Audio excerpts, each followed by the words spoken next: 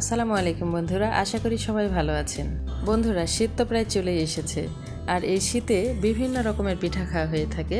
তাই আজকে আমি আপনাদের জন্য নিয়ে আসলাম একটা পিঠার রেসিপি।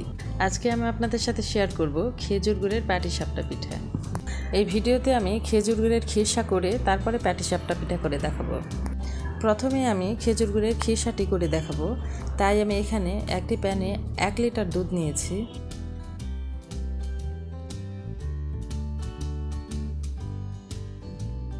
আর এতে দিয়ে দেব 2-3টি সাদা এলাচ। দুধ উষ্ণ গরম হলে একটা বাটিতে 2 টেবিল চামচ চালের গুঁড়ো নিয়ে সে উষ্ণ গরম দুধ দিয়ে চালের গুঁড়োটি গুলিয়ে রাখবো।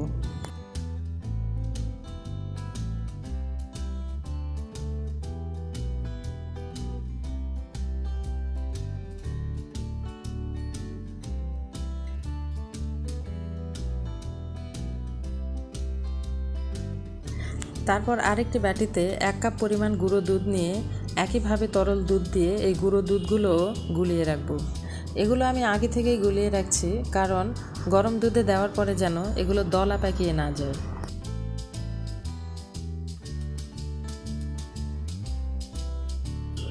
দুধে বলক চলে এলে চালের গুঁড়োর যে মিশ্রণটি করে রেখেছিলাম তা এতে দিয়ে দিলাম। দুধ জাল দিয়ে একটু ঘন হয়ে এলে এ পর্যায়ে গুঁড়ো দুধের যে মিশ্রণটি করে রেখেছিলাম তা এতে দিয়ে দিব। আর একটা জিনিস খেয়াল রাখবেন, খিরসা করার সময় প্রথম থেকে একটা স্প্যাচুলারের সাহায্যে নেড়ে দিতে হবে যাতে নিচে না লেগে যায়। আমার দুধের মিশ্রণটি অনেকটাই ঘন হয়ে এসেছে। এ পর্যায়ে এলাচগুলো তুলে নিয়ে 1/2 কাপ পরিমাণ খেজুর গুড় এখানে অ্যাড করে দিলাম। আমি এখানে খেজুরের তরল লালি গুড় নিয়েছি। আপনাদের যদি না থাকে তাহলে খেজুরের গুড় 1/2 কাপ পরিমাণ নিয়ে অল্প পানি দিয়ে গরম করে তা ঠান্ডা করে তারপর দুধের সাথে মিক্স করবেন।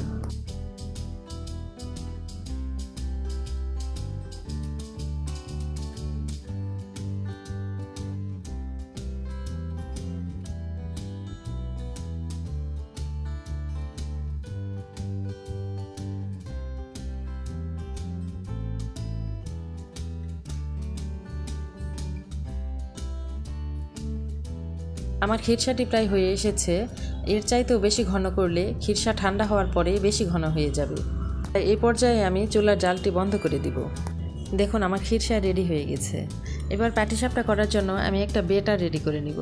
একটি মিক্সিং বলে নিয়ে নিব 2 কাপ পরিমাণ চালের গুঁড়ো, 1/2 কাপ পরিমাণ ময়দা, স্বাদ মতো লবণ ও 2 টেবিল চামচ গুঁড়ো দুধ। গুঁড়ো দুধটি অপশনাল, আপনারা চাইলে নাও দিতে পারেন।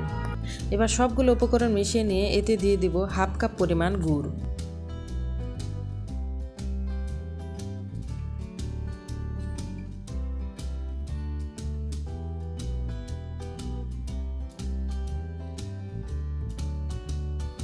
এবার হাতের সাহায্যে আটার সাথে গুড়গুলো খুব ভালোভাবে মেখে নিব।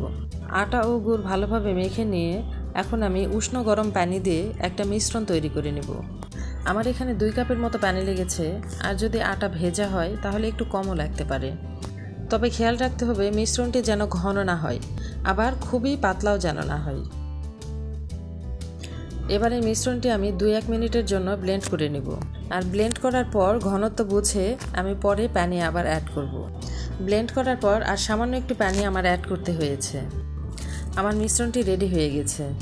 এবার একটি চুলায় ফ্রাই প্যান বসিয়ে দিয়ে ফ্রাই প্যানটি হালকা গরম হলে একটা টিস্যুর সাহায্যে একটু তেল মেখে নিচ্ছি। এবার ফ্রাই প্যানে তৈরি করা বেটার থেকে অল্প পরিমাণ বেটার নিয়ে এভাবে ঘুরিয়ে গোল রুটির মতো করে নেব। আপনারা চাইলে এ পর্যায়ে ঢাকনা দিয়ে ঢেকে দিতে পারেন। পাটিসাপটার কালারটি যখন চেঞ্জ হয়ে আসবে তখন তৈরি করে রাখা খিরসা থেকে খিরসা নিয়ে এভাবে লম্বালম্বিভাবে দিয়ে পাটিসাপটাটি মুড়িয়ে নেব। আর পিঠার নিচে এইভাবে মসৃণ করতে চাইলে অবশ্যই চুলার হিট একদম লো হিটে রাখতে হবে। বাকি পিঠাগুলোও আমি একইভাবে তৈরি করে নেব। আমার সবগুলো পিঠাই তৈরি করা হয়ে গেছে। আমার পিঠার রেসিপিটা যদি ভালো লেগে থাকে তাহলে অবশ্যই বাসায় ট্রাই করবেন। আমার রেসিপিটা ভালো লেগে থাকলে বাসায় ট্রাই করবেন। আর কোনো জিজ্ঞাসা থাকলে অবশ্যই কমেন্ট করে জানাবেন। আর আশা করছি আমার চ্যানেলের পাশেই থাকবেন। এতক্ষণ আমাদের সাথে থাকার জন্য ধন্যবাদ।